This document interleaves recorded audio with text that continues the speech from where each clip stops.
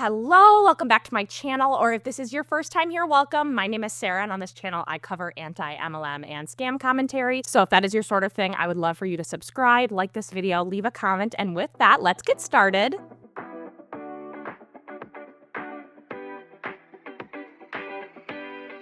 Today, we are going to cover an Instagram reel from a Monat rep. Now, I'm kind of using her video as a jumping off point of sorts because, yes, she specifically is in an MLM, but this is also an argument that reps across the industry will regularly make. It's the idea that critics of MLMs, the anti-MLM movement, that we just don't get it. So I'm going to start this off by saying if you have a friend or someone you know who is considering getting involved in an MLM, please consider sharing this video because the themes and the things that this rep mentions are not unique to Monat. It's the industry as a whole. It's how MLMs and their reps will sell themselves even when their own numbers prove otherwise.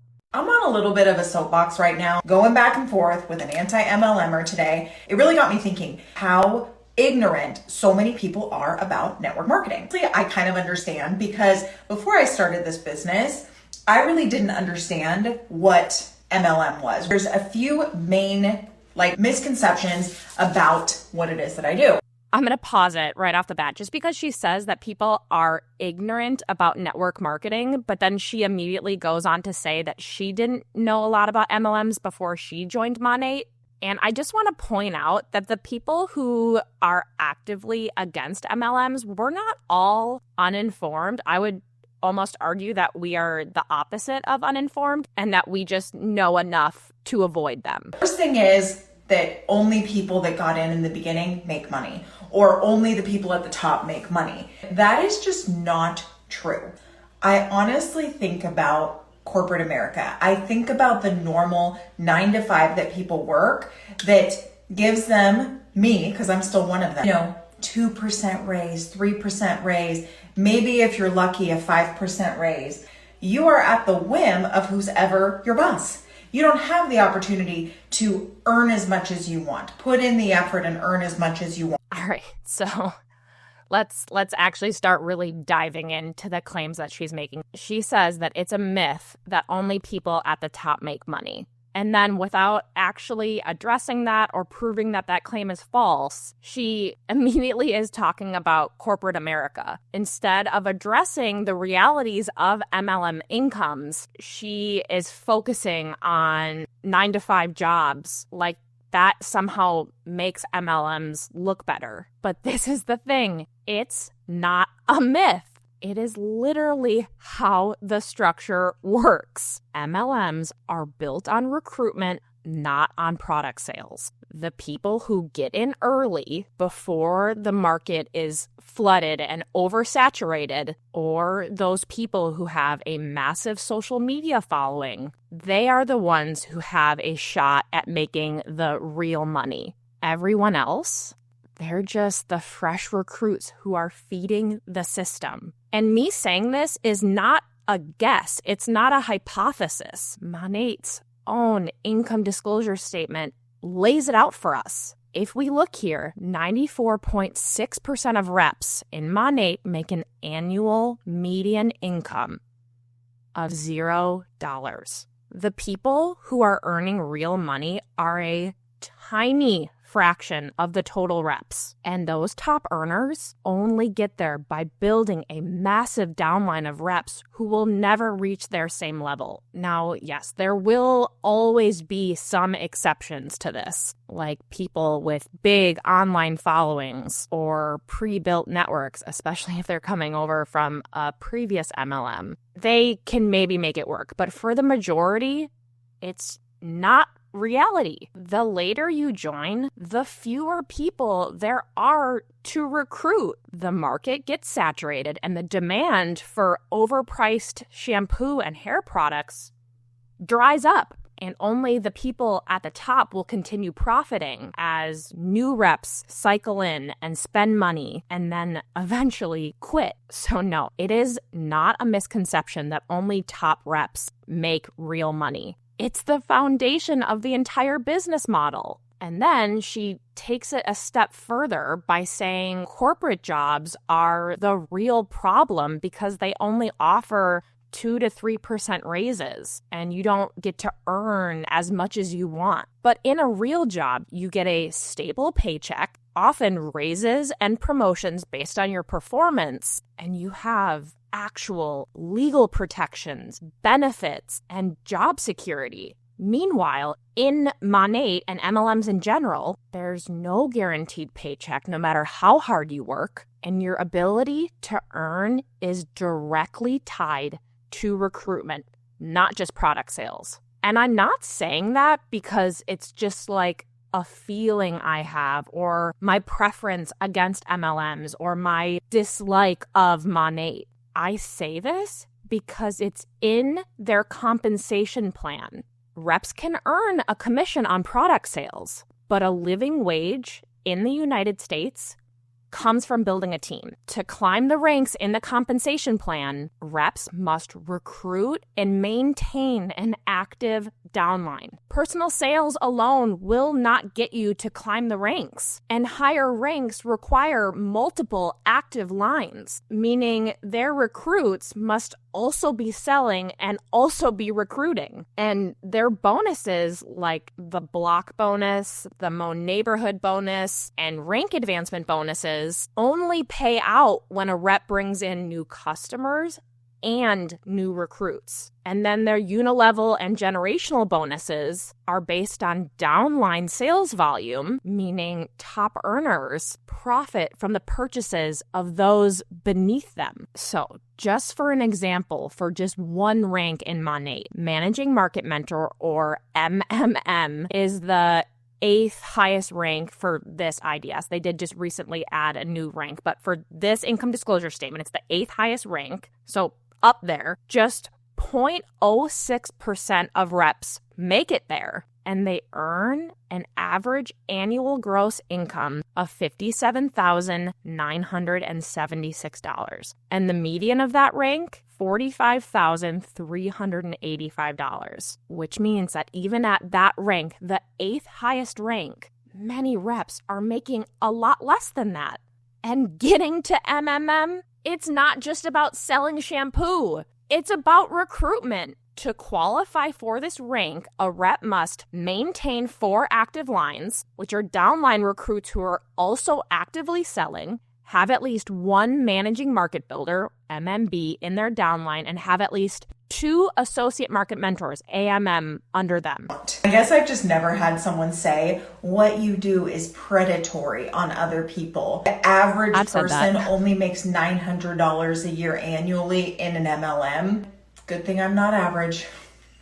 Good thing I'm not helping average people, because average people don't want to work. They don't want to work hard. And so those are the people that go into those statistics. People like me, those are the ones that are outside of the statistics, making career money doing this scam. So if you want to be average, that's fine. But I have no plans on being average. And the people that I help are not average either. Okay.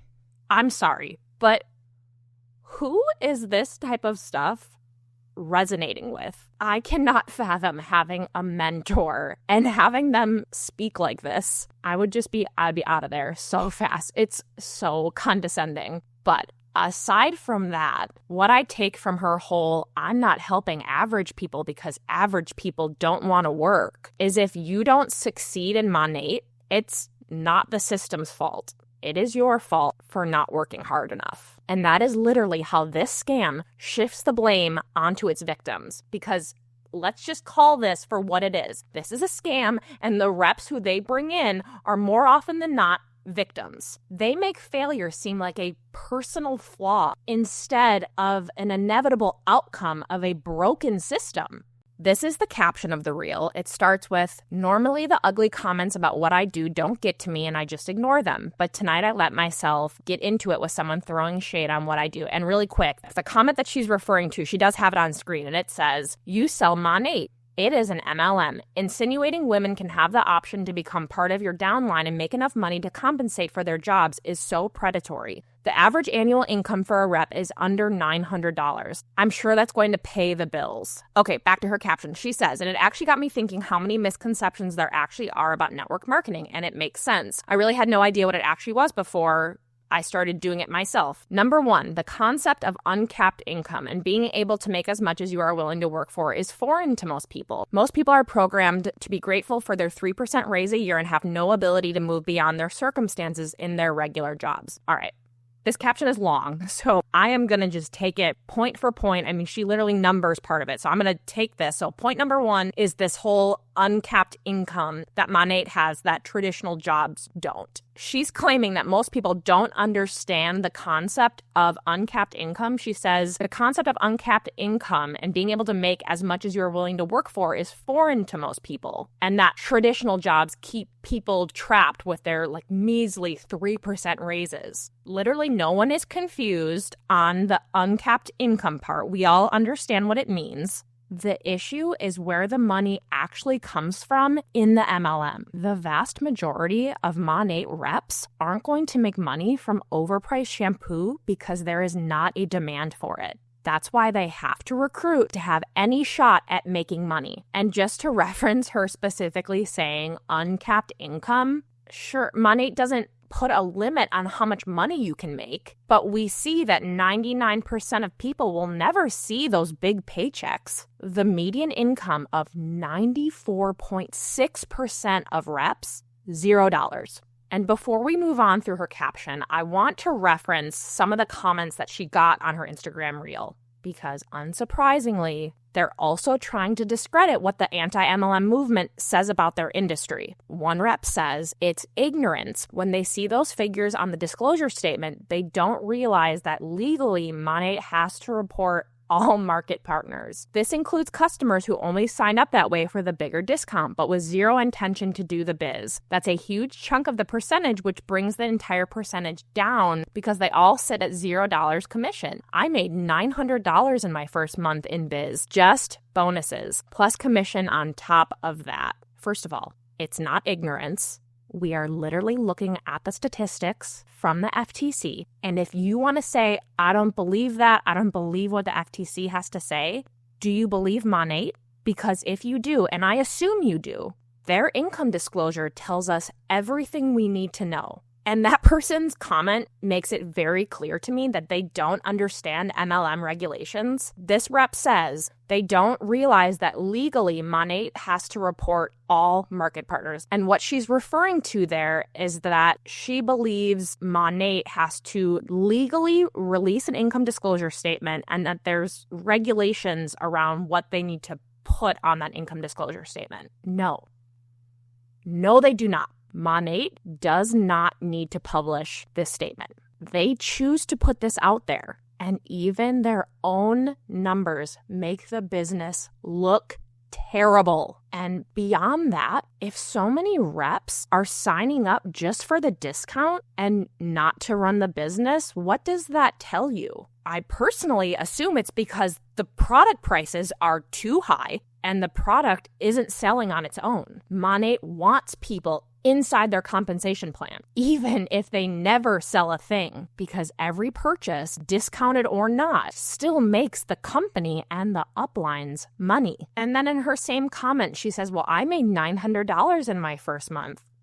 Cool. And you're kind of glossing over the fact that a massive majority of people in your company are making nothing. And you know who else made money? The people above you.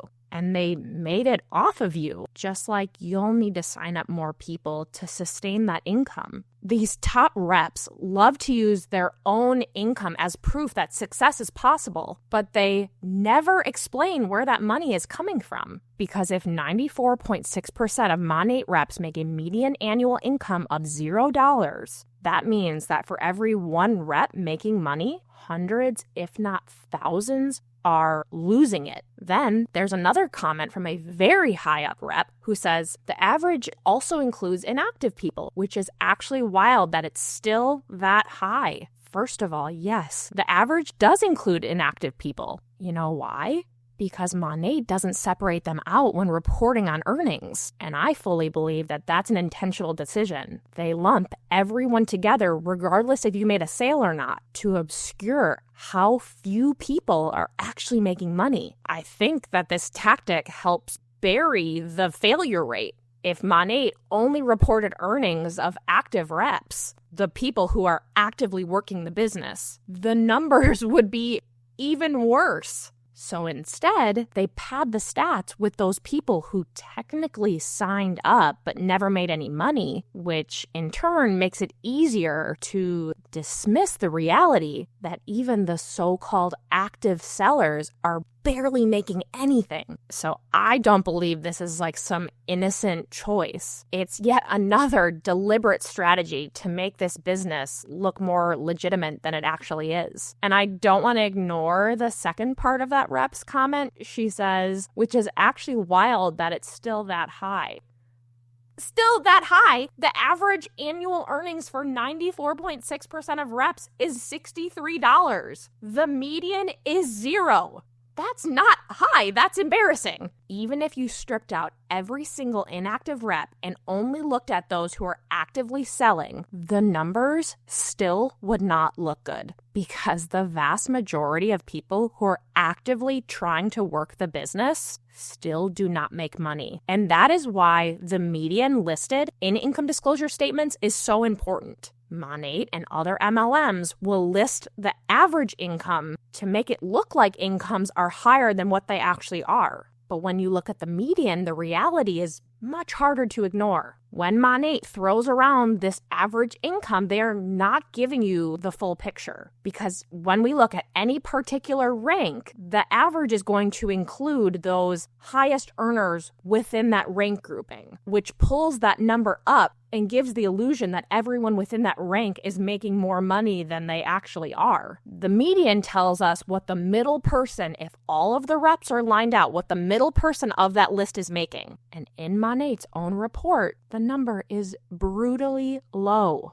And I just have to make it clear that even the top 5% of reps aren't making big money. Many are just making like a few $1,000s per year. Associate market builder, 1.33% of reps. The median annual income, $1,641. Market builder, 0.4% of reps. Median annual income is $3,007. Managing market builder, 0.61% of reps. Median annual income, $4,614. Even within the top 5% of Monat reps, most of those reps are making $5,000 or less. And we cannot forget that those numbers are before expenses, starter kits, products to stay active, shipping costs, events. All of those things are going to cut into earnings, making profits that much less. And then there's this from another rep.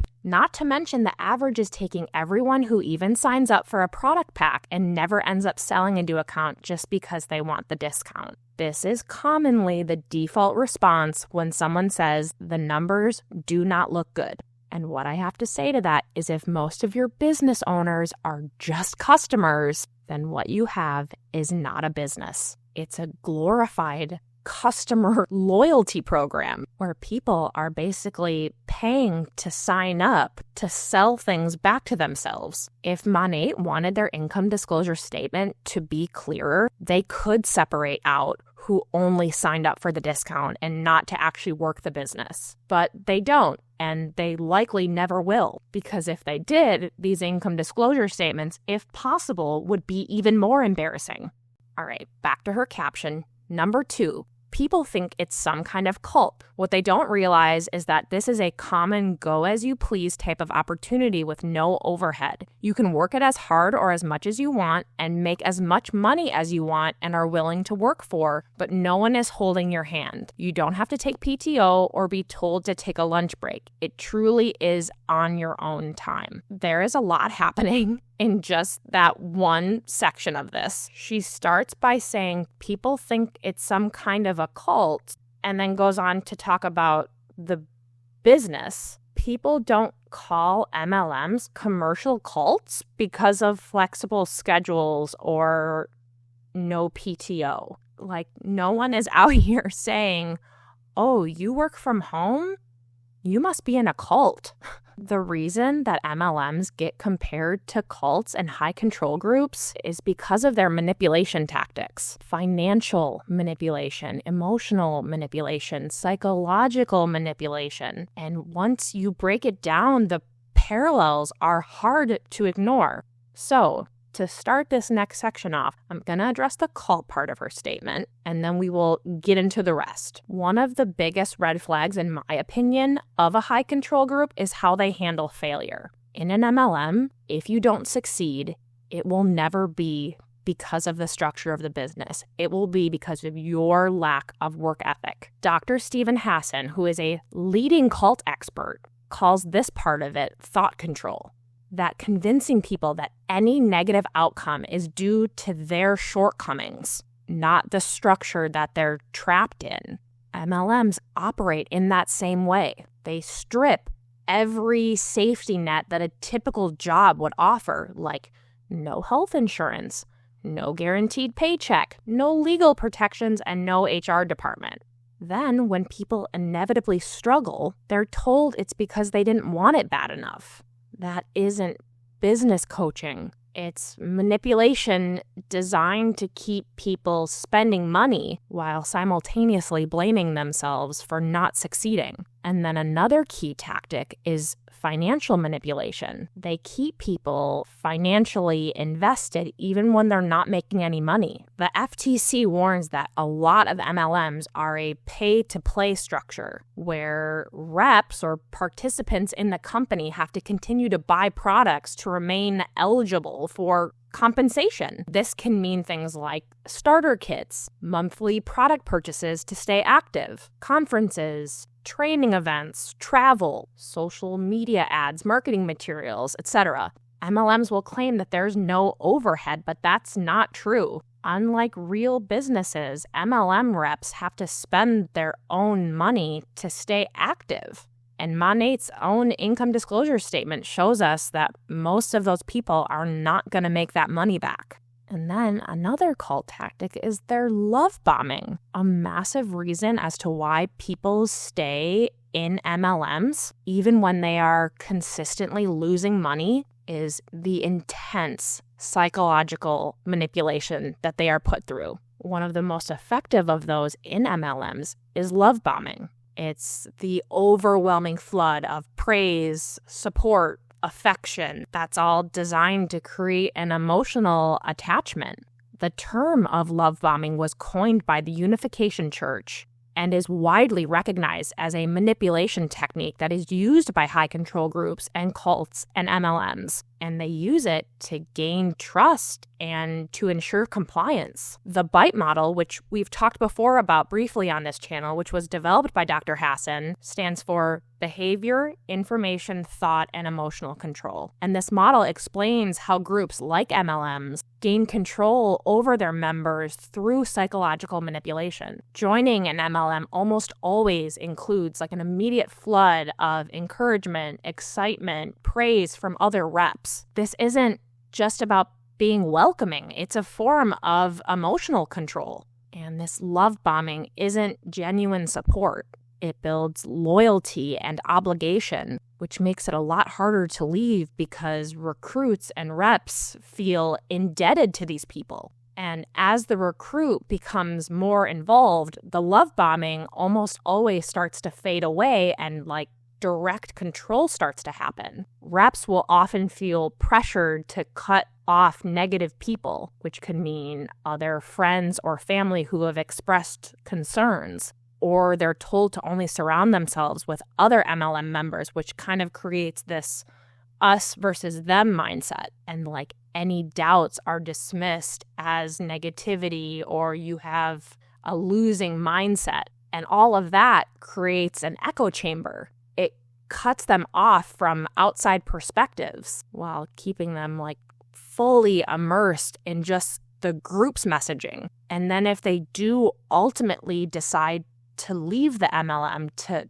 exit, there can be immediate and very severe social consequences. They're ghosted by the people, the other reps who they considered business partner seemingly overnight, or often they will be labeled a hater or, as we see all the time, labeled a failure for someone who just didn't work hard enough. All right, I know that was a lot, but she mentioned the cult thing, and I really couldn't ignore that. But now that we've tackled that comparison, let's talk about the second part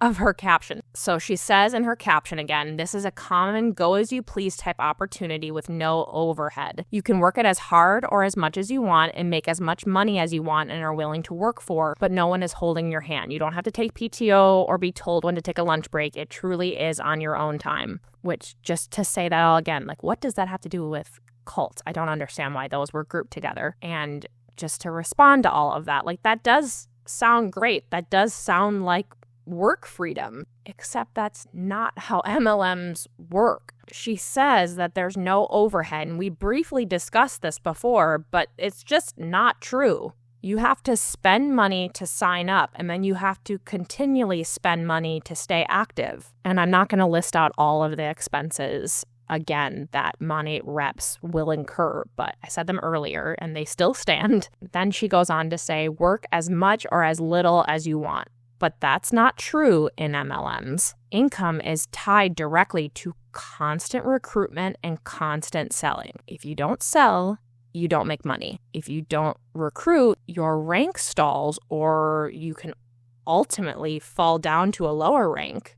And if you don't hit volume requirements, you may not even qualify for commissions. And let's be totally real here. The grind with these reps never stops. There is always a pressure to keep working. They're constantly told to post on social media every day, sometimes multiple times a day. They're told to cold message strangers and expand their networks. They're told to follow up with prospects, often told to do that multiple times. And then they need to attend training calls, opportunity calls, events. MLMs will market themselves as very part-time, fitting in the pockets of your day, just some fun little gig. But the reality is that if you're not working all the time, you're not making money. And when top reps are constantly posting and talking about working on vacation from their car all over the place, that doesn't sound flexible or like a low-stress job to me. Then she goes on to say that no one is holding your hand,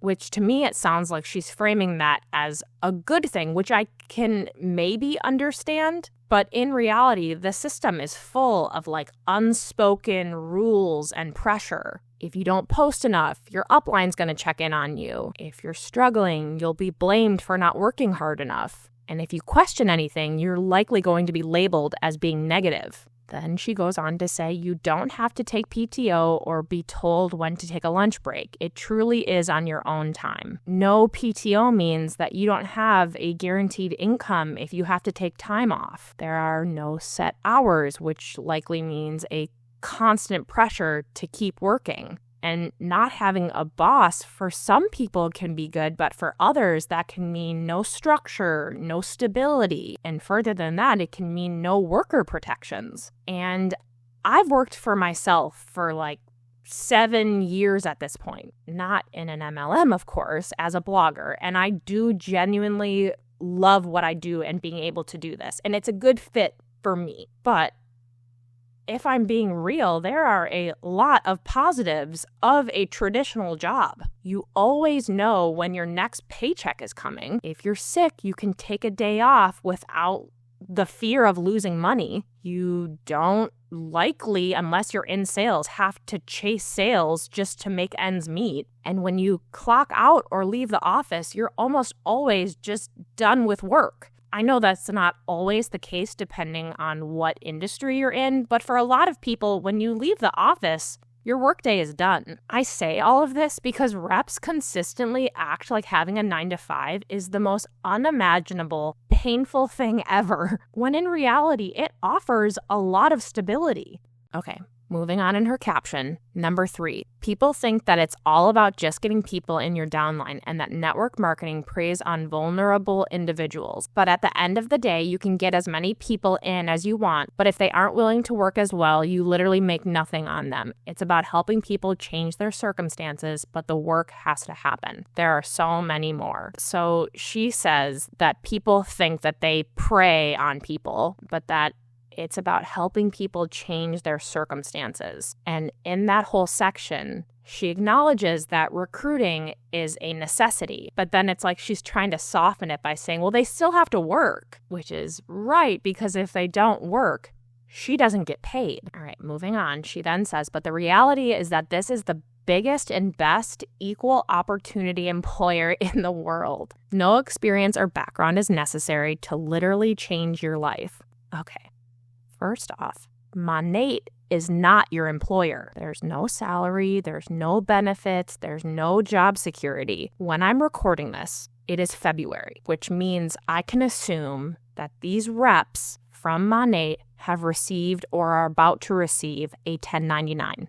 This is a tax form that shows you are an independent contractor. They will not receive a W-2 from Monat because they are not employed by Monat. They are classified as independent contractor, as am I. I've received a whole bunch of 1099s so far this year of all the different places that I have been paid, but I don't call any of those places my employer. I don't act like any of those places have given me a stable career. I don't pretend that I've been given job security. And I definitely don't recruit other people to join that same company so that I can continue making money. Calling this a job and alluding to Monat being your employer is misleading and inaccurate. And equal opportunity, I just kind of find that funny because, I mean, yes, anyone over the age of 18 that resides in a country where Monat operates can sign up.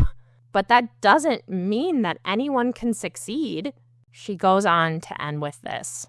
And maybe I've drank the Kool-Aid, but equaling my career income within my first year by working my butt off is all the evidence that I would need that this, my friends, is not the scam. The traditional lies we've been told about what work is supposed to look like, that's the scam. First, the Kool-Aid mention part of that caption is, I hate it, and I will come back to that. I want to start this section by talking about this part. But equaling my career income within my first year by working my butt off is all the evidence that I would need that this, my friends, is not the scam. Why is it that MLM reps who actually do make money have to justify that fact by attacking traditional jobs?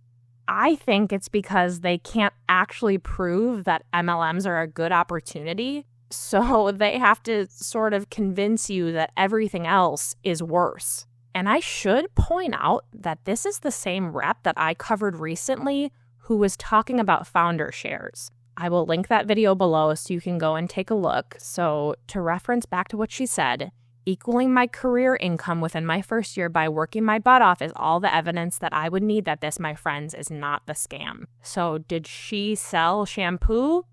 Yes, sure, I believe that she did. But did selling shampoo alone match her career income?